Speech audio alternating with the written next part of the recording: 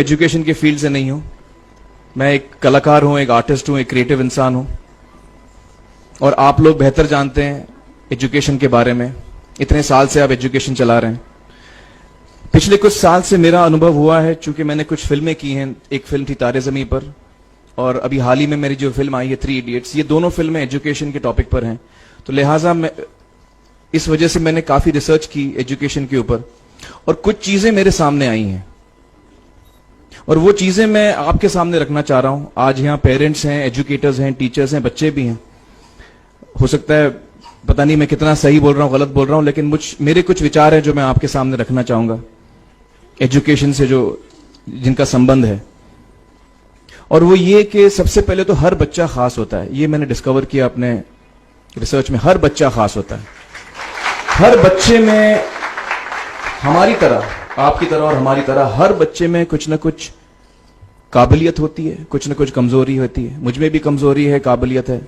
आप में भी कुछ ना कुछ काबिलियत और कमजोरी है, और हर बच्चे में कुछ ना कुछ कमजोरी और काबिलियत होती है। और हमें as parents, as elders, as education system, हमें हर बच्चे की खासियत को पहचानना है, उससे मदद करनी है। उसकी क्या खासियत है, उसका क्या दिल चाहता है, उसे किस चीज में खुशी मिलती है, वो हमें उसको हेल्प करना है कि हम उसको वो ढूंढ सके, और उसमें हमें सपोर्ट करना है। और जो उसकी कमजोरी है उसमें हमें उसको सपोर्ट करना है। मुझे अक्सर एजुकेशन इंस्टीट्यूट्स मुझे बोलते हैं कि हम हमारे स्कूल में सारे बच्चे पास होते हैं, हमारे स्कूल में सारे बच्चे फर्स्ट आते हैं, या हम जो बोर्ड एग्जाम है उसमें हमारे सारे बच्चे पास होते हैं। मुझे एक सवाल पूछना है कि हमारे कितने बच्चे खुश हैं? सबसे बड़ा सवाल मेरा ये है, how many of our children are happy? और वो जो हैप्पीनेस कोशेंट है ना, वो मेरे लिए सबसे अहम है। क्योंकि देखिए, पढ़ाई लिखाई तो हम सीख ही लेते हैं। जब मुझे कोई चीज सीखनी होती है तो मैं कुछ ना कुछ करके सीख ही लेता हूं। हमारी फिल्म 3 इडियट्स जब रिलीज होने वाली थी, रिलीज से पहले हमने कई स्क्रीनिंग्स रखे थे, टेस्ट स्क्रीनिंग जिसको हम कहते हैं, जिसमें कि हम ऑडियंस जैसे आप लोग हैं उनको बुलाते हैं, फिल्म दिखाते हैं, उनसे पूछते हैं कि फिल्म कैसी लगी। ऐसे एक टेस्ट स्क्रीनिंग हमने किया था। बंबई में एक फैक्ट्री में कारीगर लोग काम करते हैं, तो करीब 25-30 कारीगर आए थे उस स्क्रीनिंग में। स्क्रीनिंग के बाद उनका एक कारीगर था, उसने मुझसे एक सवाल पूछा। उसने मुझसे ये पूछा, आप लोगों ने फिल्म देखी है 3 इडियट्स? उसमें उसने मुझे एक सवाल पूछा जो बहुत कमाल का सवाल था। उसने मुझे ये सवाल पूछा कि सर, पिक्चर के अंत में हमें पता लगता है कि आप तो रणछोड़ दास थे ही नहीं, रैंचो तो थे ही नहीं आप, तो सर्टिफिकेट तो आपको मिला नहीं, वो तो जावेद जाफरी को मिल गया। तो आप इतने बड़े साइंटिस्ट कैसे बन गए? इतने बड़े पेटेंट्स, 400 पेटेंट्स, जापानी लोग आपके पीछे पड़े हैं, तो आपको सर्टिफिकेट तो मिला नहीं, तो आप इतने बड़े साइंटिस्ट कैसे बन गए? बहुत ही अहम सवाल है ये, बहुत ही इंपॉर्टेंट सवाल है। और ये जो मुद्दा है उसके हार्ट में जाता है ये, कि जब मैं एग्जाम के लिए रट के जवाब देता हूं और वो जवाब में मुझे नंबर मिलते हैं और मैं पास हो जाता हूं, तो मेरे हाथ में एक पर्चा आता है जो मुझे कहता है कि मैं पढ़ा लिखा हूं।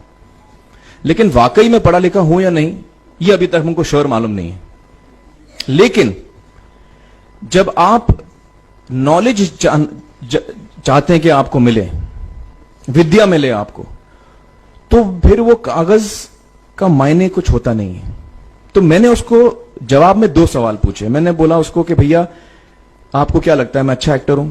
उसने बोला हाँ, देश भर में आप सब लोग मानते हैं आपको, आप अच्छे एक्टर हैं। मैंने उससे कहा कि भैया, मेरे पास कोई सर्टिफिकेट नहीं है जो कहता है कि मैं अच्छा एक्टर हूं। मेरे पास कोई कागज नहीं है जो मुझे बोलता है कि मैं अच्छा एक्टर हूं। मैंने फिर उससे एक सवाल पूछा कि मैंने सुना आप बहुत अच्छे कटर हैं, आपके जो बॉस मुझे बताते हैं कि आप उनके मेन कटर हैं और आपकी बड़ी इज्जत करते हैं वो, आपके पास कोई पर्चा है, सर्टिफिकेट है जो मुझे बताता है कि आप कटर हो? उसने बोला नहीं सर। तो मैंने बोला आपका जवाब आपको इधर ही मिल गया। Education is beyond marks, education is beyond grades, education is what you learn. और मेरी इच्छा है कि हिंदुस्तान में हम एजुकेशन को इस नजरिए से देखें कि हम अपने बच्चों को वाकई शिक्षा दें, और शिक्षा हम खुशी से दें, क्योंकि शिक्षा में सिर्फ ज्ञान नहीं होता, शिक्षा में एक और चीज मिली हुई होती है, वो ये है कि हम अपने बच्चों को डेवलप करते हैं एज ह्यूमन बींग्स। आगे चल के वो जिंदगी में अच्छे इंसान बने, आगे चल के वो अपने पैरों पे खड़े रह सकें, आगे चल के वो इज्जत की जिंदगी जी सकें, आगे चल के वो दूसरों के बारे में ध्यान रखें, आगे चल के वो किसी के चेहरे पे मुस्कुराहट ला सकें, आगे चल के वो किसी की मदद कर सकें। This is what we should develop of our children. ये मेरी फीलिंग है। मैं जहां भी देखता हूं, ये मेरे साथ भी हुआ है जब मैं छोटा था। जब से हमारे बच्चे छोटे होते हैं, जब से बच्चे पैदा होते हैं, बच्चा घर आता है, हम बच्चे को पूछते हैं भाई मार्क्स कितने मिले, फर्स्ट आया कि सेकंड आया? वो बोलता है सेकंड। सेकंड आया तो अरे फर्स्ट नहीं आया, डांट पड़ती है उसको। जो बोलता है मैं 10th आया तो उसकी तो हालत ही बुरी हो जाती है। बच्चे को लगता है यार ये फर्स्ट आना बड़ा जरूरी है। उसको रेस में हम पूछते हैं तुम रेस में फर्स्ट आए कि सेकंड आए? में हम उसको बचपन से, जब से वो केजी लोअर केजी में होता है, जब लोअर केजी में रेस होती है, चमचा मुंह में लगा के उसमें नींबू डाल के भागते हैं, उसमें भी हम बच्चे को पूछते हैं अरे मेरा बेटा फर्स्ट आएगा, लाओ बेटा मेरा फर्स्ट आना। मतलब पेरेंट्स चिल्ला रहे हैं बेटा भागो, मतलब नींबू लेके भागो। तो उसमें होता क्या है कि बच्चे को लगता है कि यार ये बड़ा जरूरी है। मेरे पेरेंट्स को हमेशा, मेरे पेरेंट्स मुझे एक ही सवाल पूछते हैं, मैं फर्स्ट आया कि नहीं। उसके जहन में ये बात बैठ जाती है कि मेरे को अव्वल आना है, मेरे को कंपीट करना है, मेरे को बाकी लोग से आगे निकलना है। टीचर्स भी यही सवाल उसको पूछते हैं आमतौर पे, मेरे साथ हुआ है। होता क्या है कि जब वो बच्चा 21 साल का होता है तो वो बड़ा सेल्फिश हो जाता है, और उसको सेल्फिश हमने बनाया, हमारे सिस्टम ने बनाया।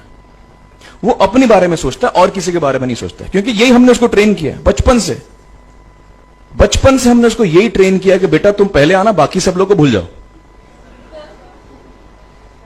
तो जब वो नौजवान बनता है तो उसका नजरिया सोसाइटी की तरफ यही हो जाता है कि भैया मुझे आगे बढ़ना है, बाकी सब बाय हुक और by crook I must succeed, I don't care about anybody else.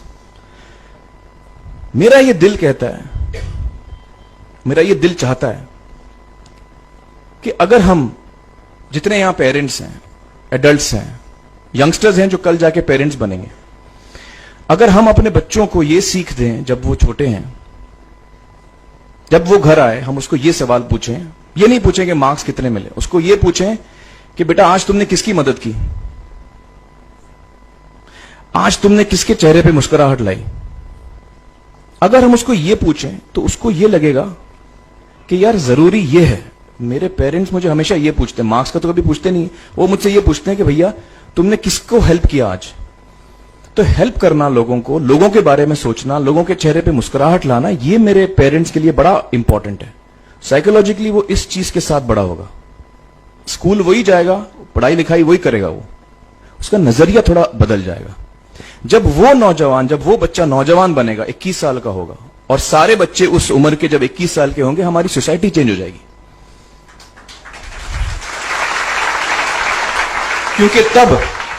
क्योंकि तब हमारी सोसाइटी में ऐसे नौजवान होंगे जो खुद के बारे में नहीं सोच रहे, दूसरों के बारे में सोच रहे हैं। तो मुझे लगता है कि सबसे बड़ी चीज जो हमारे एजुकेशन सिस्टम में मैं देखना चाहूंगा, जो मैंने अपने स्कूल लाइफ में नहीं देखी, कि हमको ये अहमियत इस पे दी जा रही है कि हम अपने आसपास के बच्चों को कितना हेल्प कर रहे हैं। ये एक बहुत बड़ी तब्दीली अगर आ जाए तो मुझे लगता है कि हमारा देश बहुत सुधर सकता है, बहुत बदल सकता है।